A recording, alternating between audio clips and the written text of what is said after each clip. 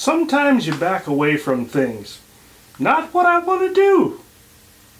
But what if all the reasons why were never even true? Today we're going to blow up 5 myths of home exchange.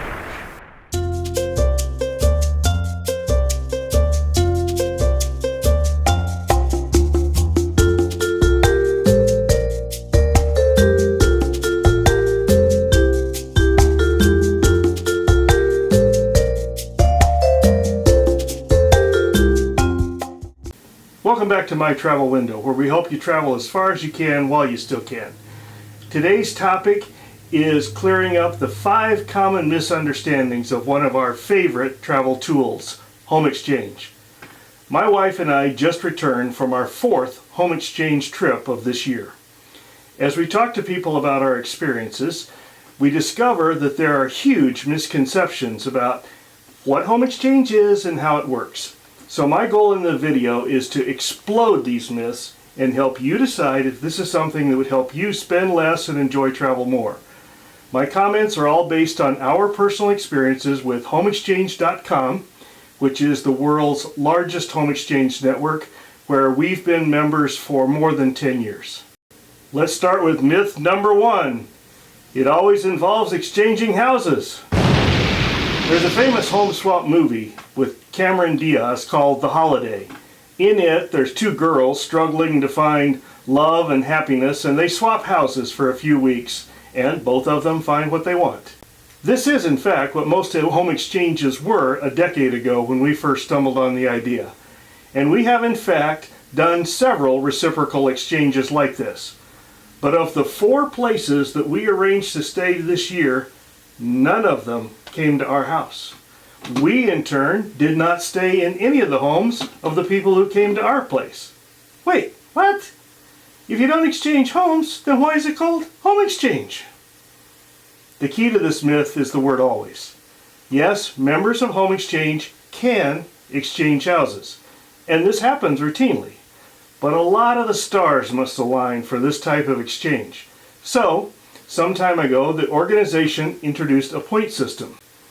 Think of this as a VRBO that uses points instead of money. Anytime someone comes to my house, I earn points for their stay here. And I can spend these points to stay somewhere else. We stayed in Colorado, California, Canada, and France. Pretty cool. Myth number 2. We exchange with complete strangers. Many people have the idea that joining this organization means that they're obligated to open their house to any stranger that wants to come. This couldn't be further from the truth.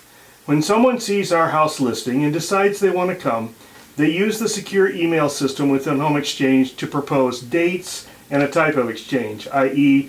reciprocal or one using points. And most exchanges these days are using points.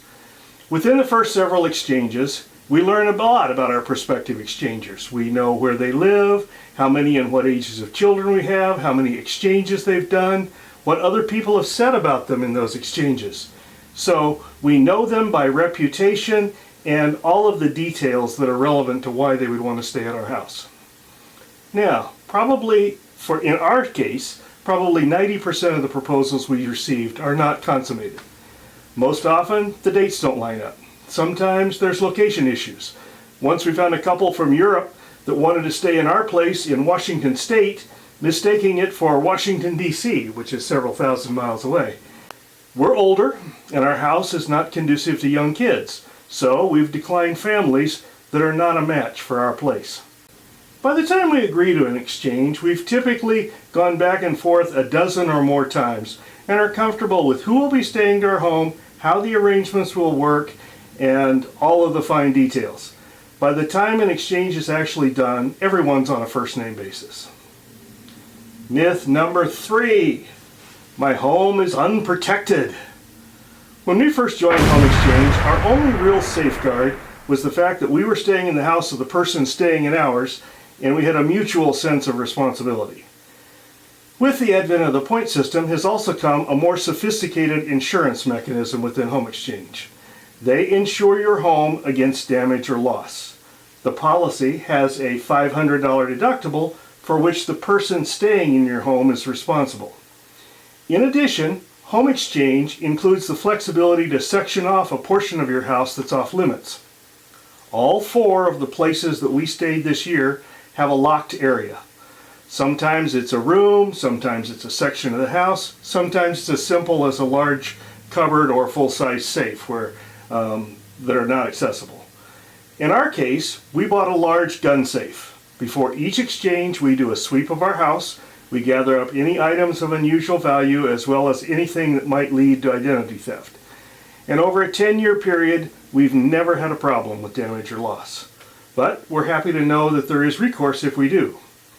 And frankly, for us, it's nice to know that someone is in our house at least part of the time when we're gone for an extended period.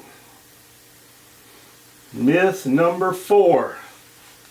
Nobody will want to come to my house. This was my biggest fear when we first joined Home Exchange. We don't live in a destination location. Our house is nice, but it's not something that would make someone travel from a long distance in the country to stay. So it turned out to be a ridiculous worry. In the first 9 months of this year, we've had 25 requests by people wanting to come here. What makes that more amazing is that we only open our house on certain times of the year when we plan to be away. So in reality, the requests covered only about 4 months of availability. People come here for weddings, funerals, family reunions, graduations, community events, and a host of other reasons that we didn't originally anticipate. One thing that we have noticed is that both the length of time requested and the lead time are shorter than they used to be. It's not unusual for someone to request a 2-night stay only a week or 2 in advance, and we've had a request for a simple overnight. We decline most of these because, frankly, it's not worth the preparation effort. The place that we stayed in Canada required us to stay for a week, to commit to a week, to make it worth their time. So you can specify those kind of limitations. Finally, myth number 5. The only reason to do this is to save money. Not so. When I plan a vacation, the housing costs are generally 30 to 40% of the overall cost of the trip.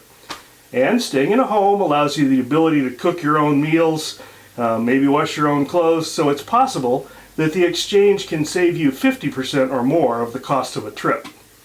But that's not the only reason to do it. Fact is, for us, this is often not the main reason. Let me tell you about the homes we stayed in this year. The first was a week-long stay in Nice, France, the French Riviera. Nice is situated between Cannes, which is the home of the famous annual film festival, and Monaco, which is home to the iconic Monaco Formula One race, perhaps the most famous F1 track in the world. Both the film festival and the F1 race were happening the week that we were there. We didn't attend the festival, but we did go to one day of practice of the formula racing. We were 1 block away from the Nice harbor, where a different yacht or cruise ship would dock each day. Our second home was a family reunion on a home on 2.5 acres, with bedrooms to accommodate the 14 people that we anticipated to be in our reunion. There were places for kids to play outside, there was a beautiful porch for morning coffee, there was everything we needed to host a long weekend reunion. The third stay was a condo, located on the grounds of a baseball stadium. Traveling with our grandson, we had the once-in-a-lifetime experience of seeing a baseball game on our own private balcony. Our final visit was a week in Banff, where we went on our honeymoon almost 50 years ago. In all of these cases, there is no hotel that could have given us a comparable experience. Airbnbs could have, for a steep price, provided perhaps some of these experiences, but no other means could have provided them all. Home exchange has not just allowed us to travel more economically, it's allowed us to have deeper, richer experiences than we could have had any other way. I hope you enjoyed this video. If so, please remember to like and subscribe. And if you want more information on home exchange, check out this video. Until next time, safe travels.